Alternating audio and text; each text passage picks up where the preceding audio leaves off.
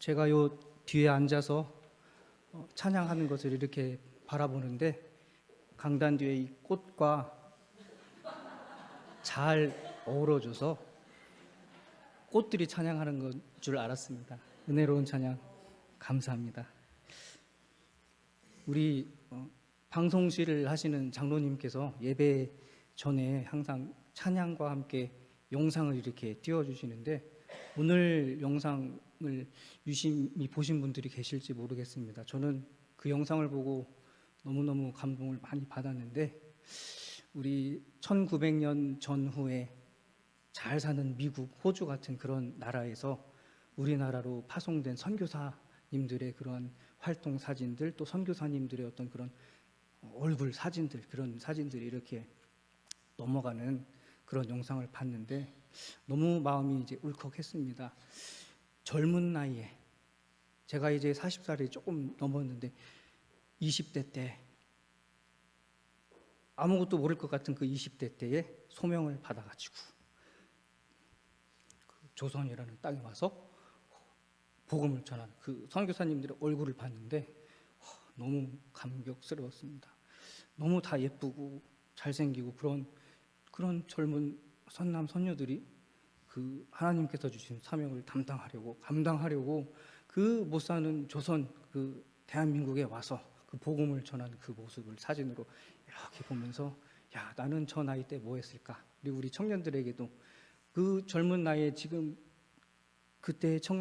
청년들은 뭐 직장 문제, 뭐 취업 문제, 그리고 또 결혼 문제, 또 쓸데없는 핸드폰으로 하는 여러 가지 그런 것에 목숨 걸고 있는데 그때 그 20대 청년들은 하나님께서 주신 사명으로 열정을 다해 목숨 걸고 이 나라에 와서 복음을 전하고 정말 물 잘못 먹어서 병 걸려서 일찍 돌아가신 분들도 계셨고 또 이렇게 사진을 쭉 보다 보니까 우리나라 최초로 이제 목사 안수 받으신 목사님 7분들이 쫙 이렇게 앉아있는 사진도 있더라고요. 그래서 어떤 목사님은 중국으로 가시고 어떤 목사님은 제주도로 가시고 그 목사님들이 그 사명을 받고 가시기 전에 마지막으로 찍은 그 사진들을 딱 보는데 너무 감격스러웠습니다. 우리 교회도 하나님께서 주신 선교의 사명을 잘 감당하고 있는 교회인데 그렇게는 우리가 못할지라도 우리도 정말 마음으로 헌신하면서 하나님께서 맡겨주신 그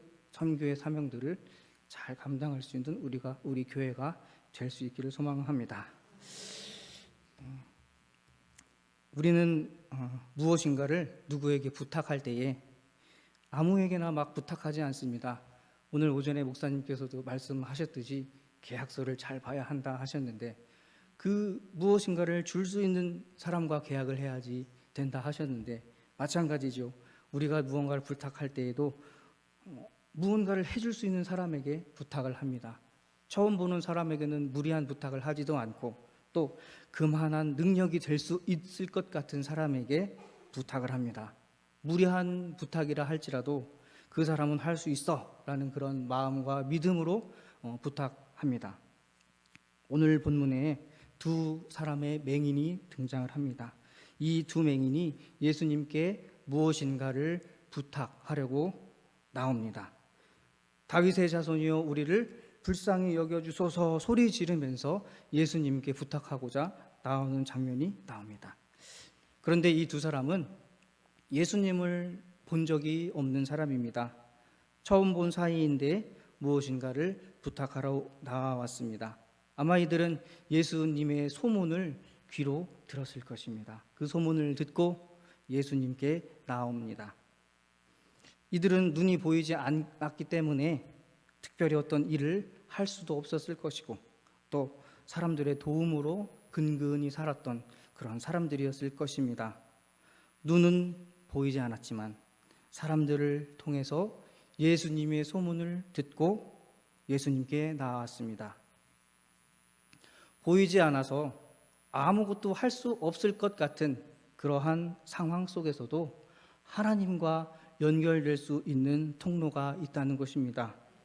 반대로 우리가 볼 수 있어서 다 아는 것 같아 보여도 깨닫지 못할 수 있다는 것입니다.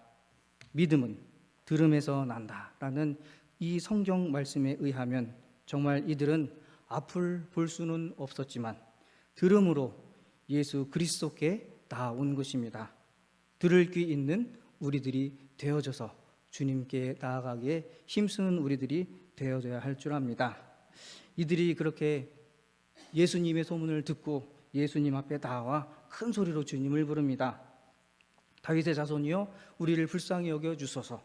그런데 그렇다면 주님께서 그들의 외치는 소리를 들으셨을 텐데 예수님께서는 아무 반응도 하지 않으시고 그냥 집으로 가셨다라고 말씀합니다.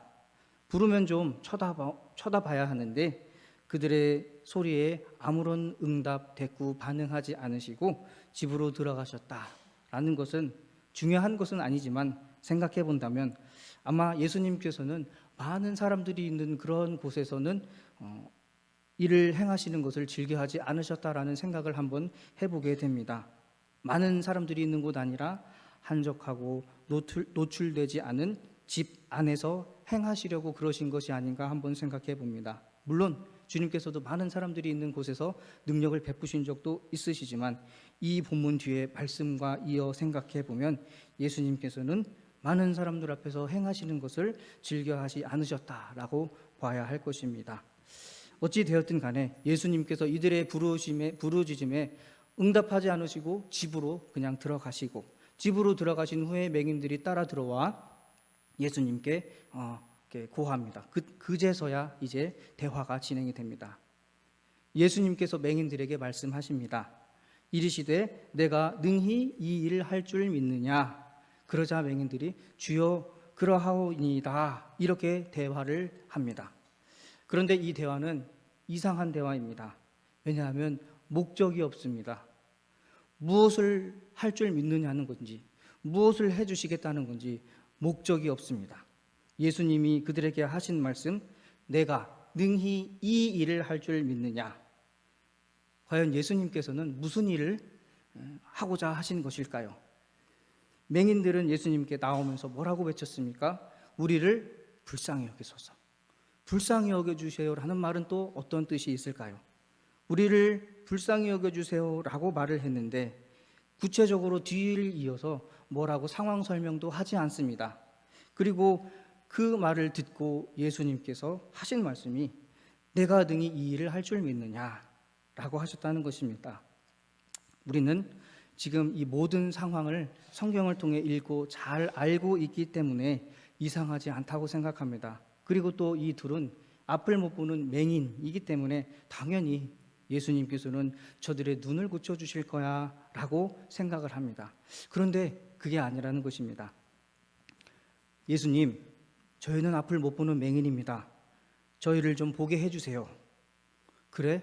내가 너희를 보는 것, 보게 해주는 일, 그 일을 능히 할 줄 믿느냐? 예, 믿습니다.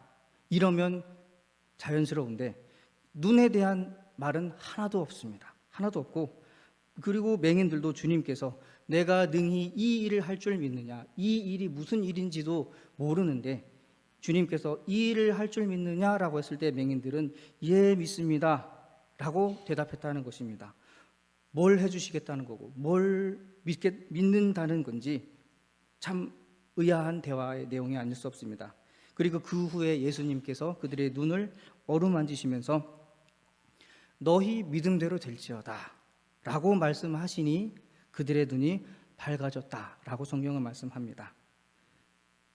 예수님께서 말씀하신 내 믿음대로 될지어다 라는 이 말 속에는 하나님께서는 이미 하나님을 믿는 우리에게 모든 것을 다 주셨다라는 내용이 담겨져 있습니다.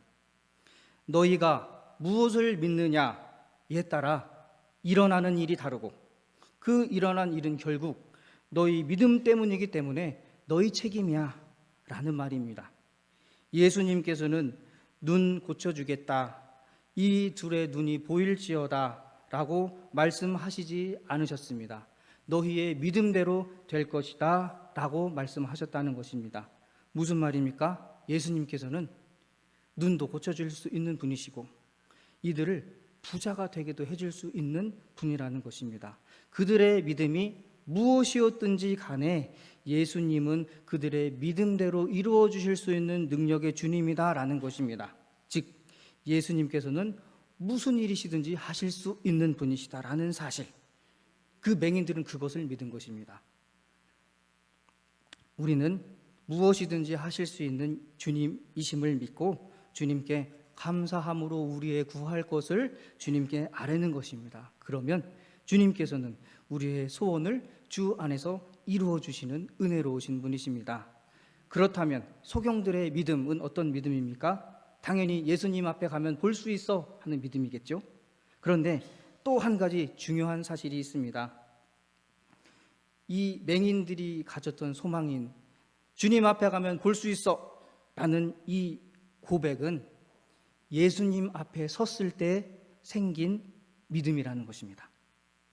예수님 우리를 불쌍히 여겨주세요 라고 부르짖으면서 그들의 마음속에 예수님이라면 우리를 보게 해주실 수 있어, 고쳐주실 수 있어 라는 그러한 믿음이 생긴 것입니다. 그리고 그 믿음대로 그들이 보게 된 것입니다.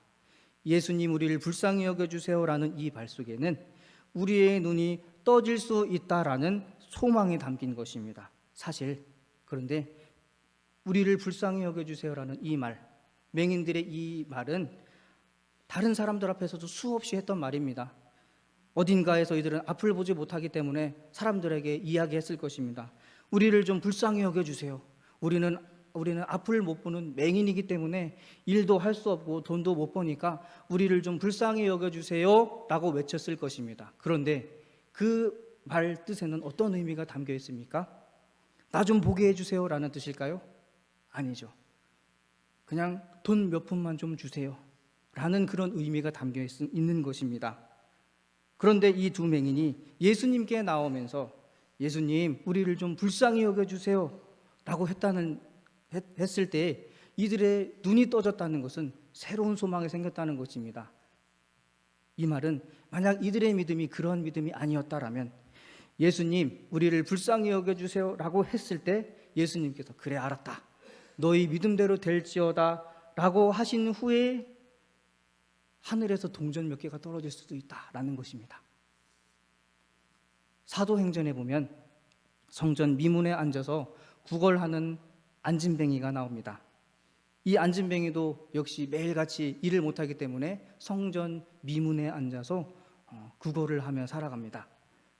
그 사람도 똑같이 지나가는 사람들에게 외쳤을 것입니다.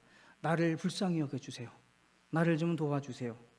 사람들은 그 말을 듣고 대부분 지나갈 것이고 그 중에는 그를 불쌍히 여겨서 그를 돈을 몇 푼 주면서 도와주는 사람들도 있었을 것입니다.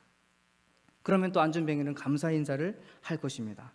그런데 어느 날 이 성경 사도행전에 보면 베드로와 요한이 기도 시간이 되어서 성전에 올라가서 기도하러 가는 장면이 나옵니다.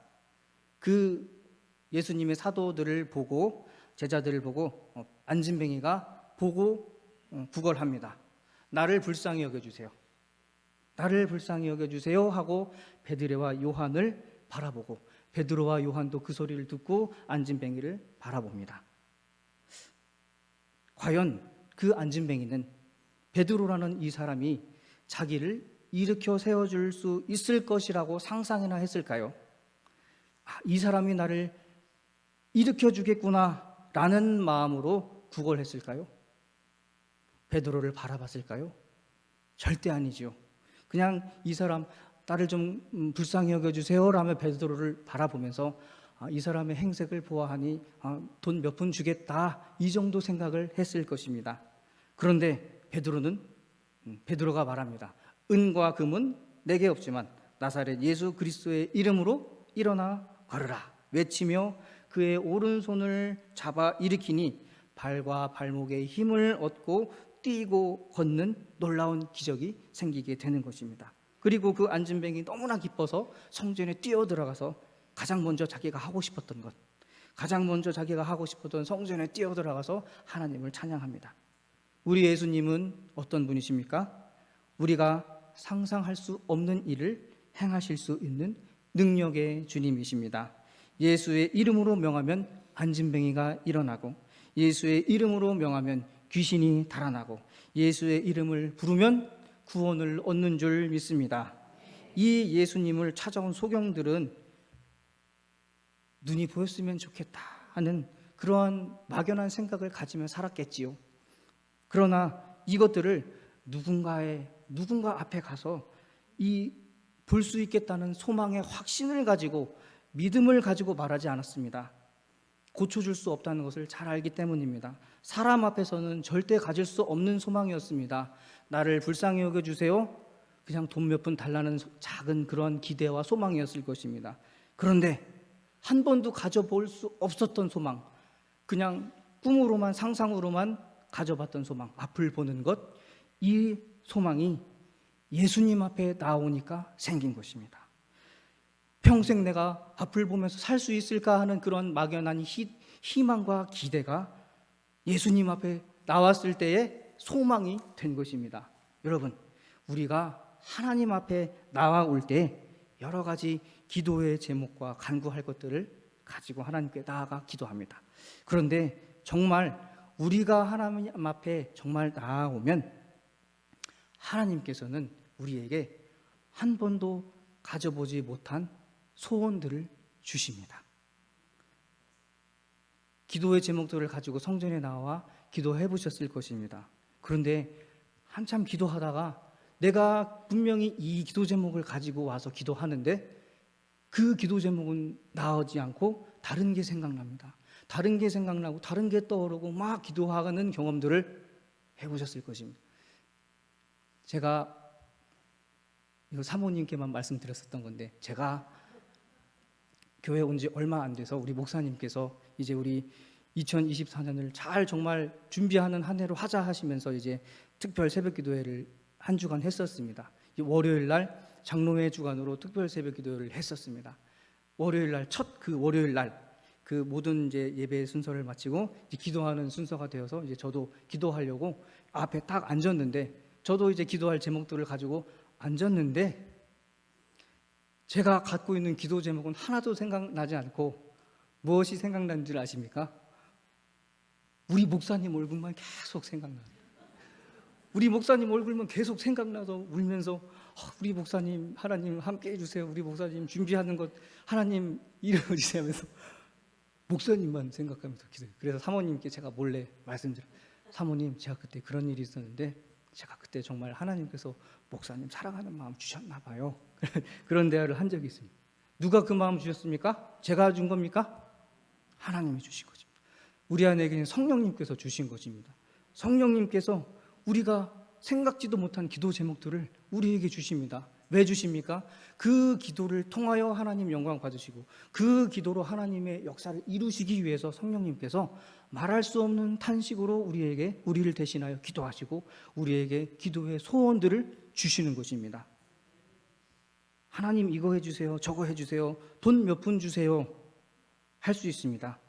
왜냐하면 하나님은 우리를 부유하게도 하실 수 있고 가난하게도 하실 수 있는 분이십니다. 그런데 정말 우리가 하나님 앞에 서면 우리가 생각했던 소원들, 기도 제목들은 싹 사라지고 돈 몇 푼, 우리가 생각했던 기도 제목 그런 것이 아니라 하나님께서 나에게 이런 소망을 주시는구나, 그런 소망이 생겨나는 줄 믿습니다. 우리가 마땅히 빌 바를 알지 못하나 오직 성령이 말할 수 없는 탄식으로 우리를 위하여 친히 간구하시느니라. 이 마음, 이 믿음이 주님 앞에 나아갈 때 생기는 줄 믿습니다. 그리고 그럴 때에 우리 소원이 주님 안에서 이루어짐을 오늘 말씀을 통해 다시 한번 우리에게 깨닫게 해주시는 것입니다. 그리고 우리가 생각하지 못한 그 소원들을 하나님께서 우리에게 주시는 이유는 우리에게 있어야 할 것을 다 아시기 때문에 하나님께서 우리에게 주시는 소원인 것입니다. 이 두 맹인은 무엇이 필요했습니까? 앞을 보는 것. 말하지 않아도 우리 주님은 다 하십니다. 다 아시고 이들의 필요, 이들의 간구를 아시고 주님께서는 내가 너 보여줄게 말씀하시지도 않았습니다. 네 믿음대로 될 거야 하면서 그들의 눈을 고쳐주신 것입니다. 하나님 앞에 나아가시는 저와 여러분 되시기를 간절히 소망합니다. 다른 것에 신경 쓰느라고 하나님께서 우리의 곁에 계신 것을 잊어버리지 말고 내 멋대로 사는 자들 되지 않기를 소망합니다. 우리가 참으로 하나님 앞에 선다면 참 소망이 생깁니다.